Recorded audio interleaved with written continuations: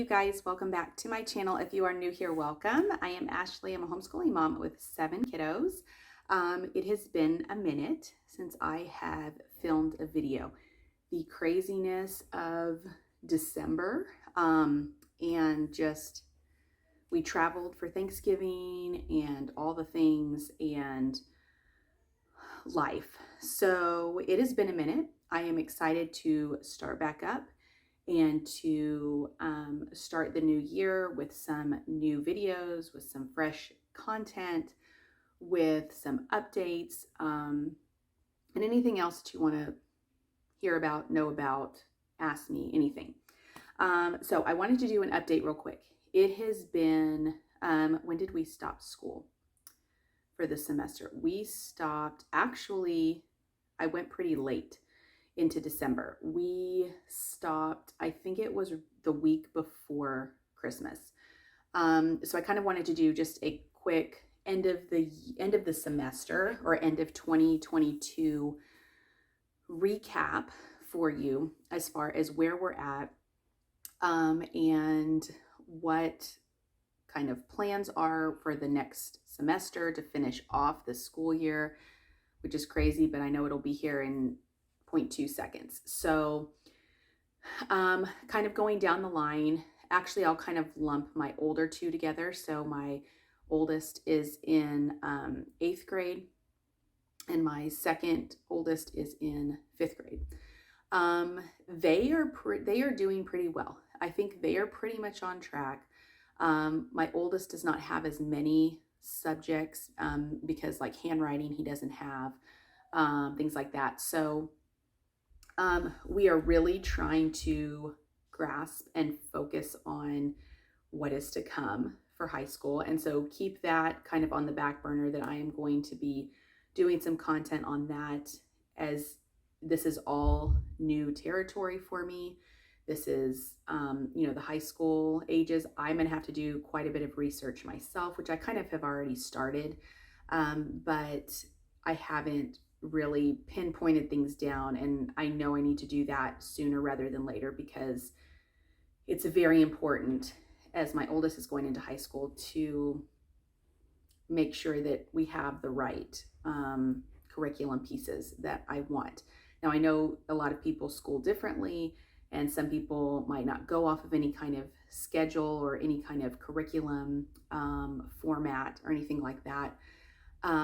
I just want to make sure he has all that he needs to graduate. I want to make sure that he has all that he needs in order to, go to the next level and do whatever he wants to do, whether that is college, whether that is a trade, whatever it may be. I want to make sure that he has everything taken care of and that we know exactly what we're doing. So as we get into high school, it's kind of buckle up, buttercup, because it is going to be a little bit intense. And I just want to make sure that everything is properly executed and that I have all my ducks in a row. So he is on track. He is very self-sufficient. I help him with math for now because it's pre-algebra, but I don't have any issues with him. He knows, if he wants to finish things early, he does more. If he wants to get ahead, he does more. I really leave that up to him. He is old enough now, he can know, okay, I'm behind, which means I'm going to keep going. If I have to keep going into the summer, or I have to keep going, he understands that. Same with my second kiddo, who is in 5th grade. She will obviously be going into middle school next year, which it's really not a huge jump. I didn't feel like it was a huge jump for my oldest, because you are kind of preparing that high school age, but you're not necessarily having to really pinpoint any particular curriculum. I try and model the local ISD curriculum kind of outline, just for my own sake and for their sake, but it's not necessary at their age. So I just want to make sure they have a good foundation to go into those higher level grades. My second grader, she has grown leaps and bounds this semester alone with reading and just really, sometimes I have to still kind of pull teeth to get her to get going. But really, her reading has just skyrocketed. And so I kind of pat myself on the back for that, because I am very thrilled that we have gotten to this level, because I was a little concerned at first. She is one of the kiddos that did half a year of private pre-K, then COVID hit. And so we kind of had to like fill that weird gap with what did we know already? What have we learned already? What do I need to teach? How do I teach this? And kind of, that was a confusing time. So, but she has done great. With her and my first grader for math, because I focus so much on reading, just because I think that is really the basis and the most important thing that your kiddos will learn. I need to speed up a little bit with math. We had switched from the Good and the Beautiful to Horizons. I like Horizons better because it's more simple. It's more simply laid out. It is straight to the point. But sometimes I think it's too straight to the point. Like, I'm trying to find that happy medium for their age. And I don't know if I've quite found it yet. So I'm going to kind of do a little bit more research. I like Horizons better just because it doesn't have all the fluff of the Good and the Beautiful for math. And I think, when you are schooling a lot of kids, it is important to be able to kind of switch your time and be able to divide your time evenly as needed. And so doing all of the things for math and all the extras and all of the games and all of the this and that, again, my kids are kind of like, let's get it done so that we can go play. So spending more time and extra time on subjects that they don't need to do. They're not, I don't just have one child or two kids where I can spend all day doing math. And so getting it done and getting it finished, I think they're fine with that. So, yeah, I'm going to kind of reevaluate. I don't know. But for now, because we switched, I am, for the second half of the year, I am probably going to double up when we do math. And so do 2 lessons a day. And that is just so that I can make sure that we are finished by the end of the year. Because again, I had focused so much on reading and just making sure that that was mastered.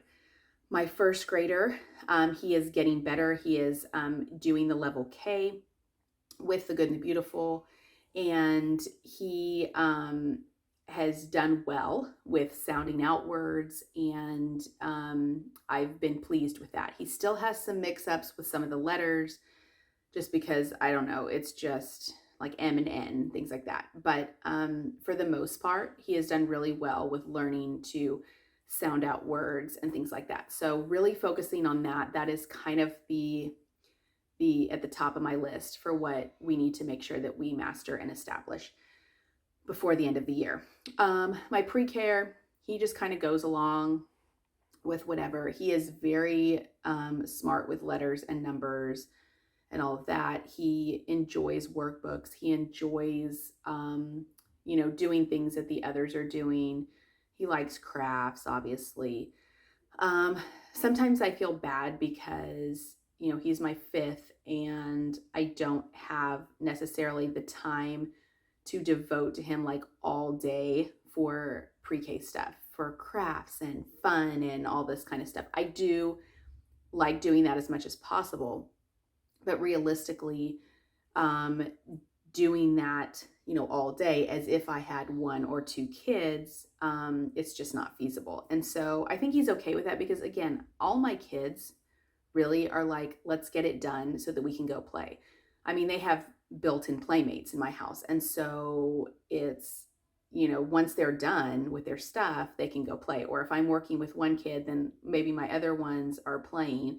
So they want to go play and then they just switch off. And so I think they're really at that point, all of them really are really wanting to just finish so that they can go play, which I'm fine with because I have stuff to do also. It's not like I twiddle my thumbs all day after school. So I think that works out. But overall, I think this, as every year, pretty much the second half of the year, I am going to be kind of playing catch up and making sure, the first half of the year, you can kind of slack off every now and then. And because the holidays and all that, you can kind of slack off.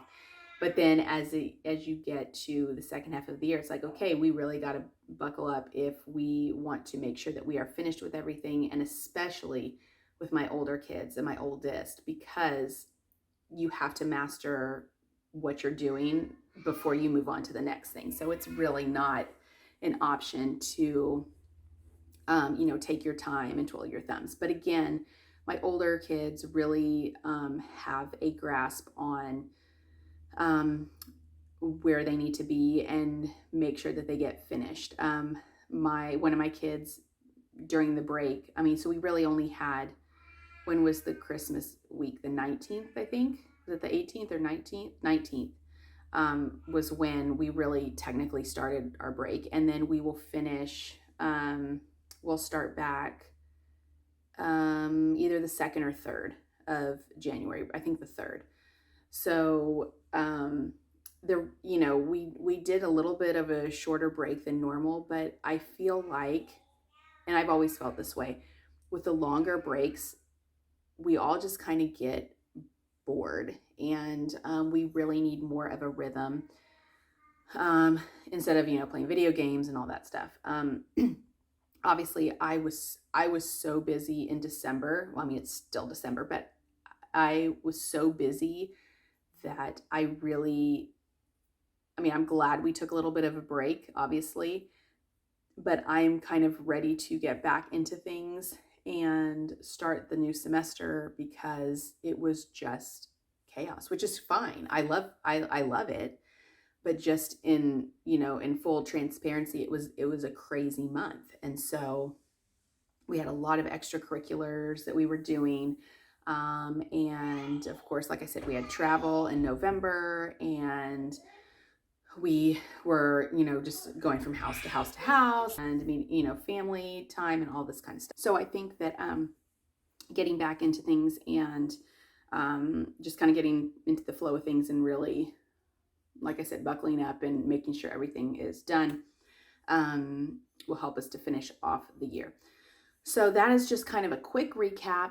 Like I said, I had not filmed in a while just because it was crazy, and it just is what it is. So let me know if you have any questions about this previous school year. I just kind of lumped them all together because there wasn't a huge bit of change since my last video, but I wanted to just kind of give an update on everybody and what they're doing and what my plans are for the upcoming semester.